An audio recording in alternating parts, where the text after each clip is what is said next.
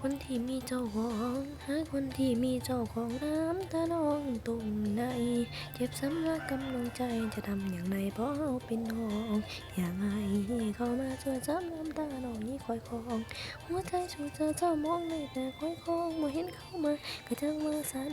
ยะไว้แต่ปีสายเรารักษาก่อนว่าสิย้อนบ้านนั้นบ้านนี้ดีแน่ว่าคบกันอายสังลืมคำมันลืมกันไปได้ง่ายๆว่าสนาอีนักก็แต่อายแต่อายเงินอยู่ในนั้นบ่วิงวอนให้อาย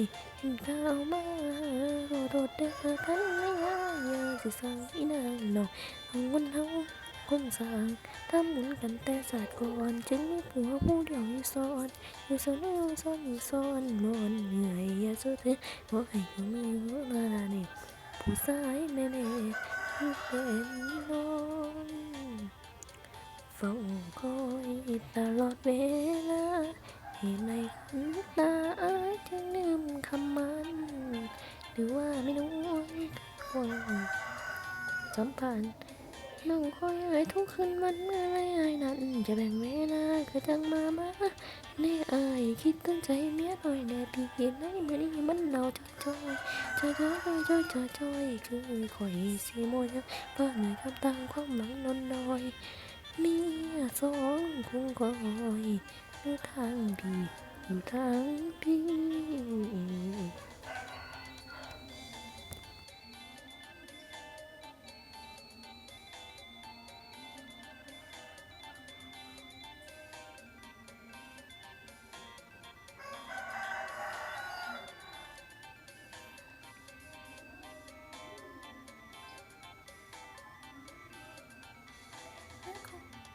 คอยตลอดเว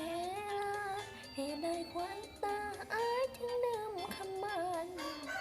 หรือว่าไม่รู้วงกวงกันจะสัมพันธ์น้องคอยอายทุกคืนวันเมื่อไรอายนั้นจะแบ่งเวลาก็จังมาแน่อายคิดในใจเมียน้อยได้พี่ในมื้อนี้มันเราคือเสียงนั้นถ้ามีทางความหวังมันลอยมีสองคงคอยอยู่ทางพี่อยู่ทางพี่ เ